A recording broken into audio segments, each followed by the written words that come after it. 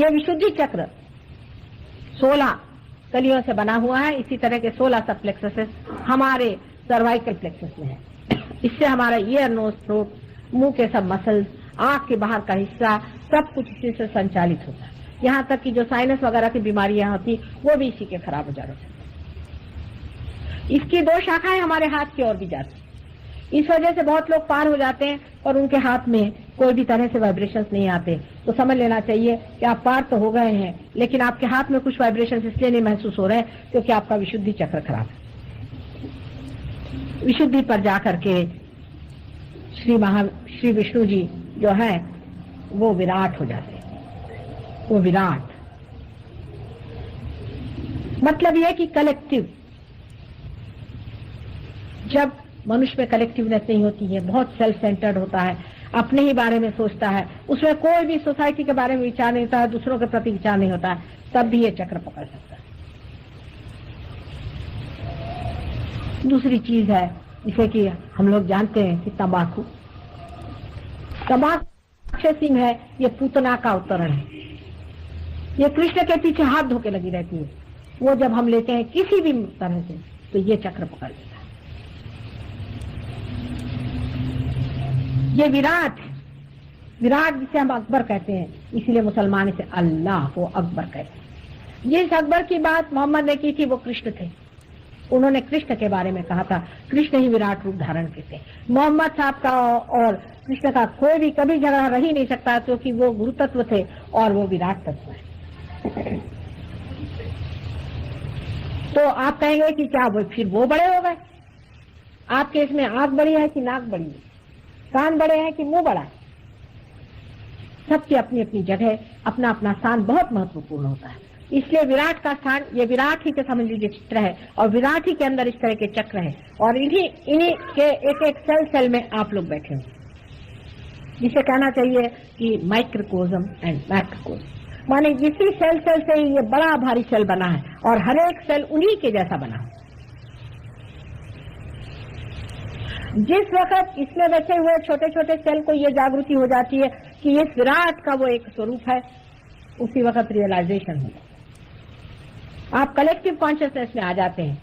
आप महसूस करने लग जाते हैं कि जैसे ये बहन जी हैं, इनके कौन से चक्र पकड़े, इनकी कहाँ पर है अभी तक, ये इनकी कुंडलिनी कहाँ उठी, कहाँ तक पहुंची। छोटे छोटे बच्चे भी जब इस स्वरूप को प्राप्त हो जाते हैं विराट के, कलेक्टिव कॉन्शियसनेस के, तो बता सकते हैं। जैसे अभी प्रज्ञा हमारी है, छोटी सी है, मेरी ग्रैंड डॉटर 2 ही साल की, वो भी बता देगी आपका कौन सा चक्र पकड़ा, क्योंकि वो उंगलियों में महसूस होने लग जाता है, एक नई जागृति हो जाती। आप महसूस करने लगते हैं कि यहाँ यहाँ यहाँ यहाँ कहाँ पर कौन सी चीज पकड़ रही। इस विराट के तत्व को बहुत समझने की जरूरत है। जब आप तंबाकू खाते हैं तो आप अपने अंदर के विराट को खत्म कर देते हैं। अपने अंदर बसा हुआ विराट जो कलेक्टिव कॉन्शियसनेस है, उसको आप खत्म करते हैं। तो कितनी गंदी चीज ये है बताइए, कितनी बुरी चीज ये है, इसका आप अंदाज बताइए। ये संसार में परमात्मा ने बनाई क्यों, ऐसा किसी ने प्रश्न किया था। तो वो बनाई है क्योंकि ये कीड़े मकोड़ों को मारती, इंसेक्टिसाइड है। भगवान को क्या मालूम था कि महामूर्ख होने से इंसेक्टिसाइड खाने लग जाएगा, उसको नहीं पता था, उसने ऐसी बना दी। वो भी क्या करे। अब ये कहेंगे कि शराब क्यों बनाई, तो शराब पॉलिशिंग के लिए बनाई है, सिर्फ पॉलिश है, पॉलिश। कहीं मेटल पॉलिश है, तो कहीं वुड पॉलिश है, तो कहीं डायमंड भी पॉलिश करना तो जिन से कर सकते हैं। सिर्फ पॉलिश है। वो पॉलिश पीने को किसने बताया था? कोई भगवान ने तो नहीं बताया था ना। तो आप लोग क्यों पीने लग गए? अब कल अगर आप मिट्टी खाने लग जाएं, मिट्टी से भी बदतर कुछ और करने लग जाएं, तो क्या करें? इसमें परमात्मा का कौन सा दोष है, या आपकी अकल का दोष? अगर आप इस पॉलिश को पिए नहीं तो आपको चढ़े ही ना, लेकिन आप उसको ही पिएंगे जो गलत चीज है।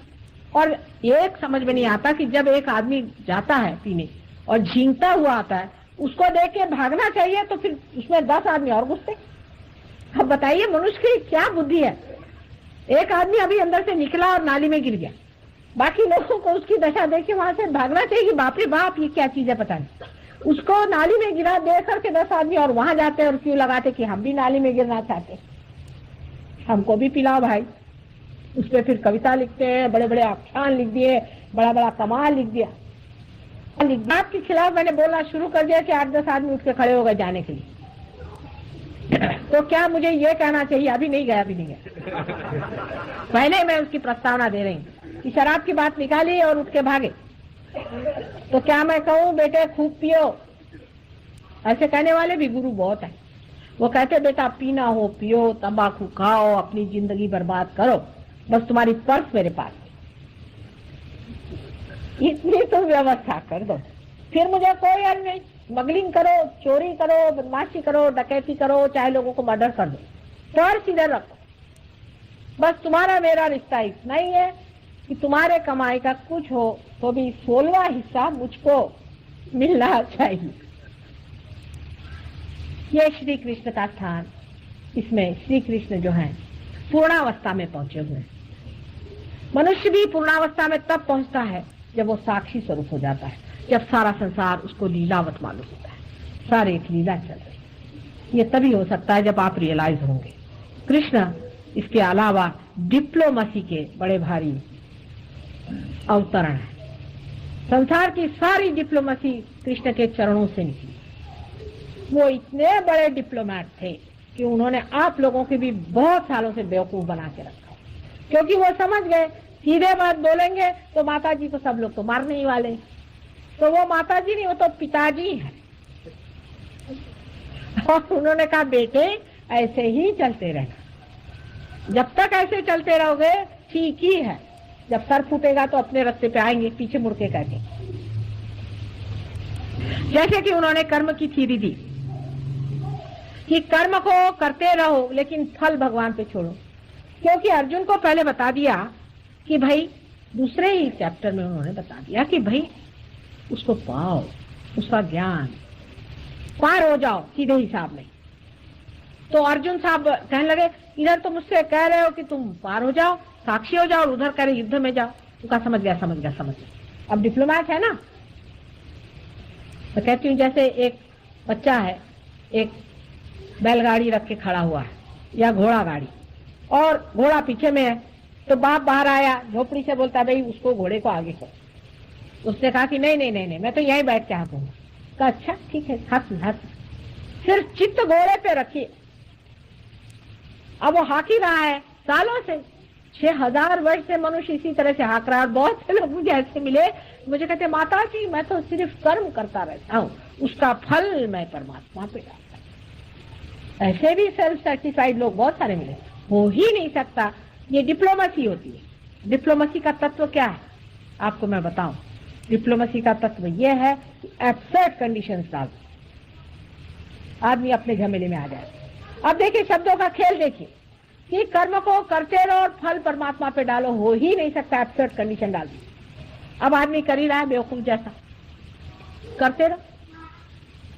जब तक आप टूटते नहीं है, जब तक आपका कर्म अकर्म नहीं होता है, जब तक आप खोखले नहीं होते हैं, ये हो ही नहीं सकता है। क्योंकि आपके अंदर ईगो और सुपर ईगो दोनों जमे बैठे हैं सर पे।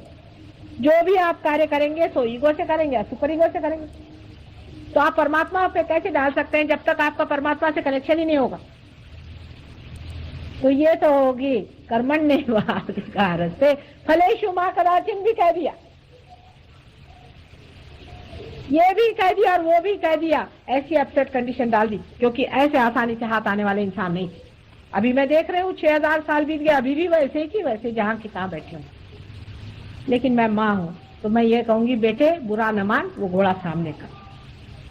चाहे बुरा भी मानोगे तो भी मैं घोड़ा ला के सामने तेरे लगा देती हो, तो मान न मान, जबरदस्ती लगा देती तेरा घोड़ा, क्योंकि बेकार में 6000 साल से मेहनत कर रहा है, अभी और कब तक। फिर भक्ति योग में उन्होंने और कमाल डिप्लोमेसी करी है। बड़े डिप्लोमेट क्या करें, डिप्लोमेसी करनी पड़ती।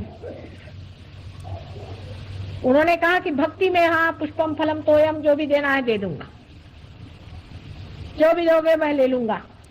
ठीक है, देते वक्त क्या कहते हैं, बड़े देखिए शब्दों के खेल।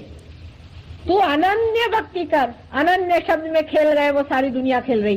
बड़े बड़े लेक्चर मैंने सुने, भाई अनन्य भक्ति करो। अनन्य माने जब दूसरा नहीं होता, जब आप एक हो जाते, जब आप पार हो जाते, तब भक्ति करो। अनन्य शब्द पे खेल गए, और सब लोग उसी पे खेल रहे हैं। 6000 वर्ष हुए, किसी को समझ में नहीं आया कि अनन्य भक्ति माने क्या। अनन्य भक्ति माने पहले पार हो जाए फिर भक्ति। जब दूसरा कोई नहीं होता वो दशा तभी आती है जब आप पार हो जाते हैं, उससे पहले नहीं। इसी प्रकार उनके योग के वर्णन है। लेकिन उन्होंने बड़ी कृपा करी और इसीलिए उनका नाम कृष्ण था। ये कृषि कर गए, वो कृष्ण का मतलब है कृषि कर गए,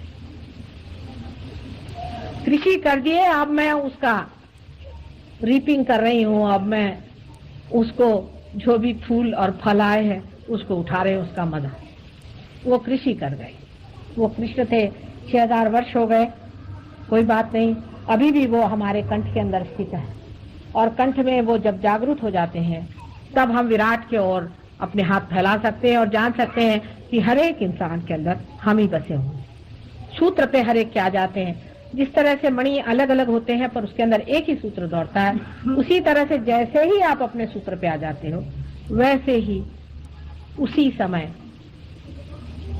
आप दूसरों के भी सूत्र पे चले जाते हैं। इसी को कलेक्टिव कॉन्शियसनेस कहते हैं। और एक बड़ी भारी कृपा है साइंटिस्ट की, साइकोलॉजिस्ट की। यूंग जैसे इसने कहा है कि next step to awareness is collective consciousness. आदमी में कलेक्टिव कॉन्शियसनेस, सामूहिक चेतना स्थापित होगी। ये बात यूंग ने कही, जो कि फ्राइड जैसे राक्षस का शिष्य बन के आया। यह भी देखिए कमाल। फ्राइड का शिष्य बन के आया, उसको रिवोल्ट किया और उसने ये स्थापित कर दिया कि मनुष्य के अंदर कलेक्टिव कॉन्शियसनेस है। और उसके उन्होंने प्रूफ के तरह पे बहुत सारे लोगों के स्वप्न को देखा और स्वप्न में उसने ये पता लगाया कि हर एक के स्वप्न में कुछ न कुछ प्रतीक रूप सिंबल्स आते हैं। और ये सिंबल्स हर एक आदमी में एक ही तरह का आते हैं, चाहे वो इंग्लैंड में हो, चाहे वो अमेरिका में हो, चाहे हिंदुस्तान में हो, चाहे तिम्बक्तू में। जैसे कि समझ लीजिए कोई आदमी को मर्डर करने का है तो उसके सामने एक विशेष तरह का त्रिकोण आता है हर समय उसके जिंदगी में, और उसका जो पॉइंट है नीचे में होता है। और अगर किसी का मर्डर होने वाला है तो उसका पॉइंट ऊपर में आता है और उसी तरह का त्रिकोण आता है। हजारों उन्होंने स्वप्नों का इस तरह से पता लगा करके ये सिद्ध कर दिया कि अपने अंदर कोई ऐसी शक्ति है जो हमें हमेशा संतुलन देती है, हमें आगाह करती है हमारे स्वप्नों में। इतना ही नहीं, लेकिन हमें वो सिंबल्स के तरह से हर एक चीज के बारे में पहले ही से चेतावनी देती है कि ये गलत चीज है, इसे न करो। ऐसे अनेक उन्होंने किए हैं। अब उनके तो वॉल्यूम्स के वॉल्यूम्स है, आप उसको पढ़िएगा और आप जानिएगा। और वो बहुत बड़े सहयोगी थे यूं, लेकिन उन्होंने बड़े जीवन में बहुत संघर्ष उठाए। उनको बहुत कम लोगों ने माना और बड़ी उन पर आफत रही। हर एक सियाने आदमी की ऐसी आफत रही, कोई सियाने आदमी की इतनी भी तादाद नहीं हो पाई थी।